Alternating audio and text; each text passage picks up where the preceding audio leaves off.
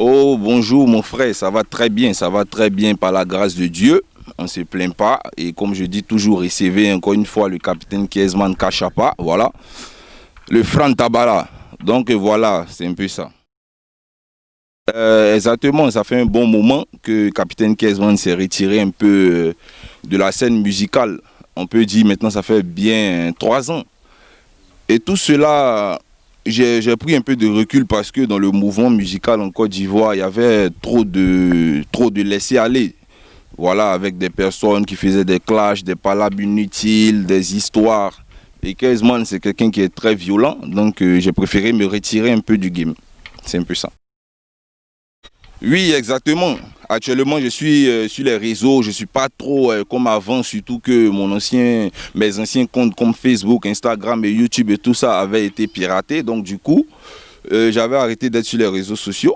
Maintenant, je reviens sur le tatami, comme on peut dire souvent, avec un nouveau son qu'on appelle le Pakocha Dance. C'est un nouveau concept, une nouvelle danse. Voilà, parce que aujourd'hui, la musique ivoirienne est un peu à mal.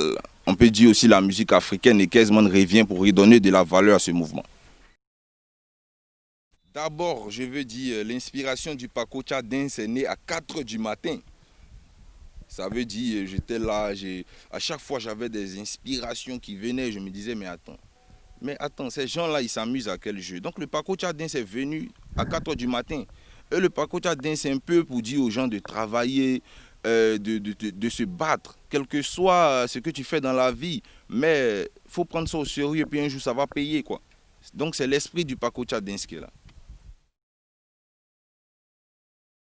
J'ai choisi le Maroc pour faire ma promotion parce que depuis 2015, je peux dire, je connais le Maroc et je me suis toujours senti bien au Maroc. Souvent, je me suis toujours senti un peu chez moi. Donc, j'ai dit pourquoi pas essayer de venir avec un nouveau mouvement musical, comme on peut dire.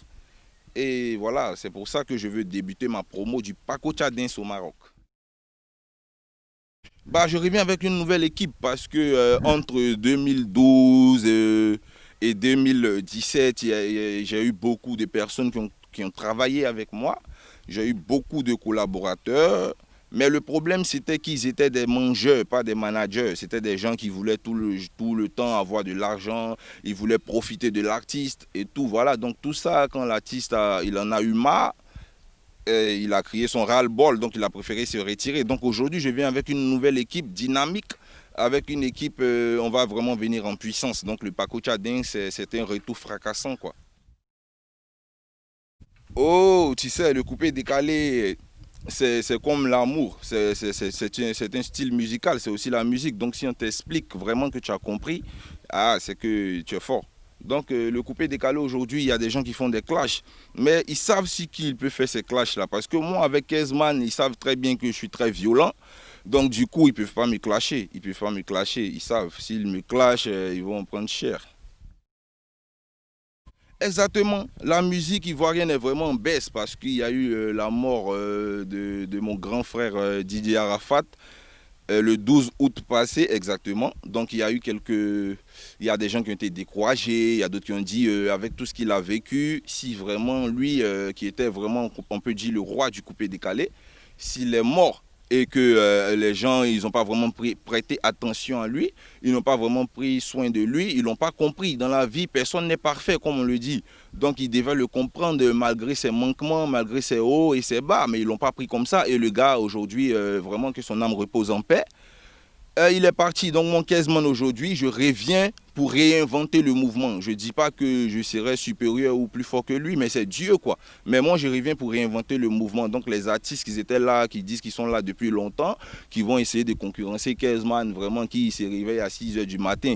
Voilà, donc c'est un peu ça. Moi je ne fais pas de concurrence avec eux. Moi, je viens avec mon mouvement, je viens avec mon équipe, je viens avec mon organisation, je viens avec mon label, la Bandit Gang.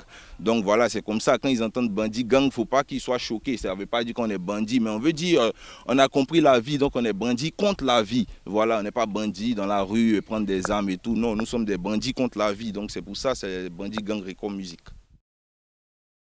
La Bandit Gang, c'est un état d'esprit. D'abord, à la base, faut être concentré pour être dans la Bandit Gang. Il faut être carré, il faut être gamé. Voilà, tu vois, comme on le dit souvent, il n'y a pas de trahison en Chine. C'est comme un bandit gang aussi, il n'y a pas de trahison. Donc c'est un mouvement, c'est un label, on s'occupe de la production artistique, on s'occupe du management, on s'occupe de tout, un peu comme des grandes maisons comme Universal Music et tout. On n'est pas encore à leur niveau. Mais comme on le dit, toute chose vient petit à petit et l'oiseau fait son nid. Donc c'est un peu ça l'état d'esprit de la Bandit Gang. D'abord, pour intégrer la Bandit Gang, tu vas faire une demande d'abord à la Bandit Gang. La Bandit Gang, ce n'est pas une seule personne. C'est plusieurs personnes réunies, plusieurs personnes regroupées qui ont formé la Bandit Gang. Même si je suis le président, directeur, fondateur général de la Bandit Gang, mais je ne suis pas seul à travailler sur le projet. Nous sommes beaucoup dans cette structure. Donc un artiste qui veut collaborer avec la Bandit Gang, nous, on n'a pas forcément besoin d'argent venant de lui. S'il a un bon état d'esprit, il a du talent, il peut travailler avec la Bandit Gang, tranquille. Ah bien sûr, bien sûr, bien sûr. Je suis au Maroc et comme j'ai dit, après 3 ans de recul dans le mouvement, je reviens avec de nouvelles vibes.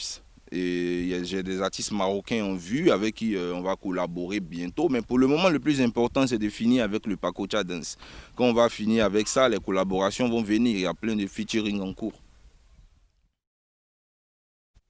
Ah, pour mes fans, je leur dis de rester concentrés. Voilà, ils ont affaire à une coqueluche. Ils ont affaire à pas n'importe qui, comme on le dit souvent, un robot. Chez nous en Côte d'Ivoire, donc qu'ils sachent qu'ils vont danser. Je vais les inspirer avec des mélodies, des choses vraiment frapponnantes. Donc que mes fanatiques, vraiment, ils sachent qu'ils doivent être concentrés, motivés, ils doivent me suivre. Voilà, il ne faut pas qu'ils laissent les petits artistes m'insulter n'importe comment. Voilà, parce que quasiment il ne fait pas de clash. Donc comme je le dis souvent, un artiste qui me clash, c'est qu'il espère qu'il a la force pour se battre. Voilà, parce que c'est la Bandit Gang. Capitaine Kezman, le cache à pas.